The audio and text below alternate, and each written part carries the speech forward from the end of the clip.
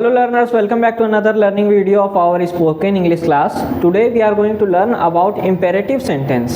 तो चलिए बच्चे समझते हैं कि इम्पेरेटिव सेंटेंस किसे कहते हैं। इम्पेरेटिव सेंटेंस में प्रायः आज्ञा मतलब किसी चीज़ का आज्ञा देना, आप जानते ही हैं। निषेध कोई चीज़ में रोक लगाना। अनुरोध मतलब कोई चीज़ का रिक्वेस्ट करना, किसी चीज़ के लिए रिक्वेस्ट करना। सुझाव मतलब सजेशन देना कुछ भी।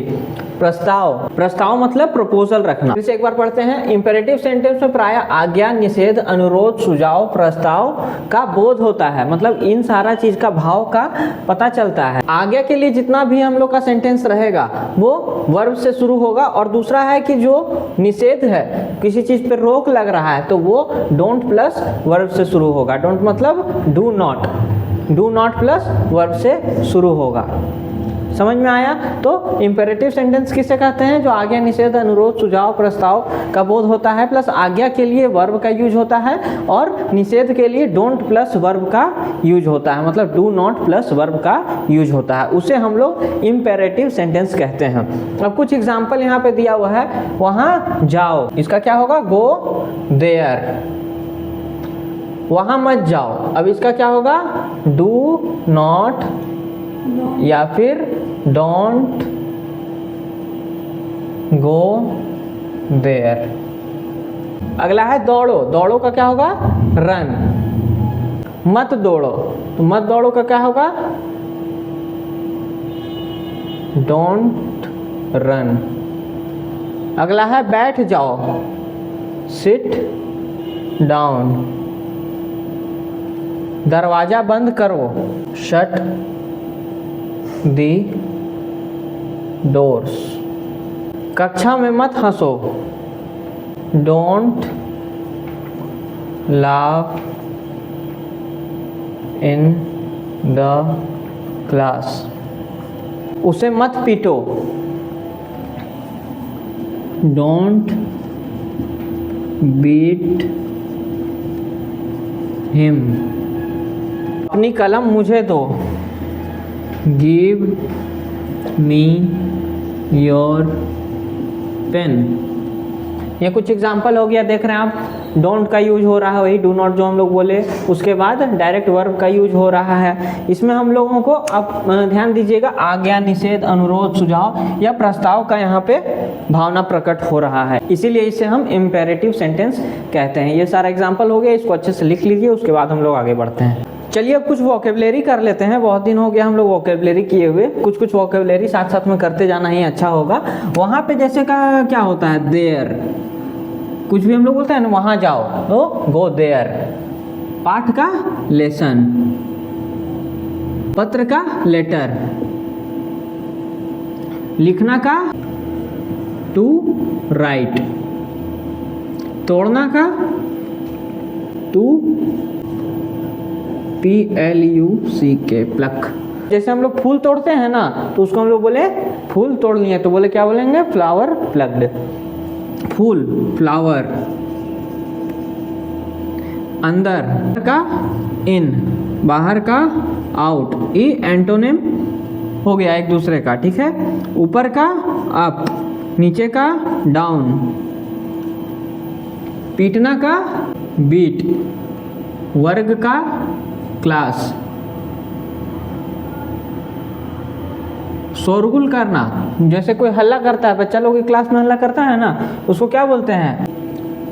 To make a noise. दरवाजा डोर। बंद करना, शट। टू शट मतलब बंद करना। एक गिलास दूध, अ ग्लास ऑफ मिल्क। लाना, टू ब्रिंग। डाक में डालना, जैसे हम लोग चिट्ठी भेजते हैं ना, तो क्या बोलेंगे? To post. ध्यान पूर्वक मतलब कोई भी चीज़ ध्यान से सुनना, तो उसको हम लोग क्या बोलेंगे? Carefully, attentively, carefully. काम करना, to work.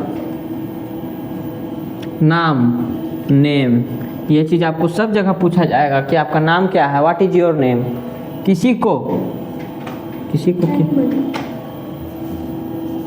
Any buddy can dance, can dance नहीं होगा, सिर्फ एनी बडी होगा। गाली देना, गाली देना का क्या होगा, ये तो आप लोग अच्छे से जानते होंगे, टू अब्यूज।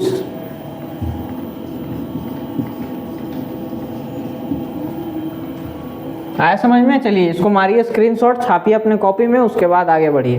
तो अब आपके स्क्रीन में हम कुछ दिखा रहे हैं हिंदी में, इसको आपको ट्रांसलेट करना है इंग्लिश में। ट्राई करिए इसको बनाने का, हमको व्हाट्सएप में भेजिए 8709369285 पे, और जल्दी से जल्दी इसको बनाइए, उसके बाद ही आगे का वीडियो देखिए। चलिए अब समझते हैं कि use of please and kindly कहाँ पे होता है। अब देखिए प्लीज और काइंडली, आपको जहाँ पे आपको कुछ रिक्वेस्ट करना हो, कुछ मांगना होगा, कुछ मतलब गलती हो गया, उसके लिए हम लोग प्लीज़ या काइंडली का यूज़ करते हैं। जैसे प्लीज़ हमको वो चीज़ दीजिए, या प्लीज़ मेरी मदद करिए, या फिर काइंडली, जैसे हम लोग लेटर वगैरह लिखते हैं तो हम लोग काइंडली का यूज़ करते हैं। काइंडली अभिषेक पाठक प्लीज़ थोड़ा देखिए इधर, छुट्टी उट्टी बढ़ाइए, होता है ना। तो उस जगह में हम लोग प्लीज़ और काइंडली का यूज़ करते हैं। टेबल से हम लोग थोड़ा समझने की कोशिश करते हैं। प्लीज़ का यूज़ कहाँ पे होगा, जहाँ पे इमोशन नहीं रहेगा, विदाउट इमोशन, उस जगह में हम लोग प्लीज़ का यूज़ करते हैं। लेकिन काइंडली का यूज हम लोग जहाँ पे इमोशन रहेगा वहाँ पे करते हैं। अब प्लीज का यूज जो होता है एक वर्ब की तरह होता है, लेकिन काइंडली का यूज एक वर्ब की तरह नहीं होता है। समझ में आया? अब है प्लीज का यूज जो होता है वो फॉर्मल तरीके में होता है, फॉर्मल जगह में होता है, फॉर्मल सेंटेंस में होता है। लेकिन काइंडली का यूज जो है वो सेमी फॉर्मल सेंटेंसेस में होता है। ये तीन डिफरेंस है प्लीज और काइंडली में। अब चलिए कुछ यहाँ पे हम लोग का सॉल्व एग्जाम्पल दिया हुआ है, उससे हम लोग बनाने के बाद समझते हैं कि कहाँ पे प्लीज और काइंडली का यूज होता है। इसको करने के बाद आप बिल्कुल ही बेझिझक बताइएगा कि प्लीज का और काइंडली का यूज किस तरह से होता है। जैसे कि कृपया मेरी मदद करो, आप हर बार बोलते होंगे प्लीज हेल्प मी, ये सेंटेंस का आप बहुत बार यूज करते होंगे, कृपया मेरी मदद करो। तो कहाँ पे यूज हुआ, आप समझ में आया ना? जहाँ हम लोग मदद मांग रहे हैं तो यहाँ पे हम लोग बोल दिए प्लीज हेल्प मी। उसके बाद है कृपया बैठ जाइए, प्लीज सिट डाउन। यहाँ भी हम लोग रिक्वेस्ट कर रहे हैं, अब यहाँ पे मदद कर रहे हैं, लेकिन यहाँ पे हम लोग क्या है, रिक्वेस्ट कर रहे हैं कि प्लीज आप बैठ जाइए, थोड़ा शांति धरिए, डॉक्टर साहब आने वाले हैं। कृपया मुझे कुछ पैसे दो, please give me some money. आप अपने मम्मी से मांगते होंगे ना, अब हम चले, हम दूसरे शहर जा रहे हैं, please give me some money, हमको कुछ मनी का जरूरत है, दीजिए। कृपया शांत रहें, प्लीज कीप साइलेंस। अगला है कृपया यह ना करें, please do not do this. आया समझ में? फिर है कृपया इसे ना छुए, please do not touch it. अगला है दया करके मेरी मदद कीजिए, काइंडली हेल्प मी। आया ना?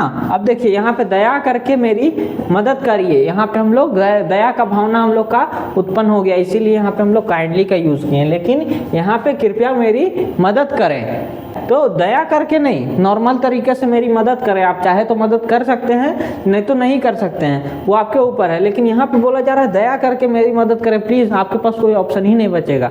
वहाँ बोला जा रहा है कि प्लीज मेरी मदद करिए, दया करिए, कुछ तो करिए, ठीक है। तो इसीलिए यहाँ पे हम लोग यूज किए काइंडली हेल्प मी।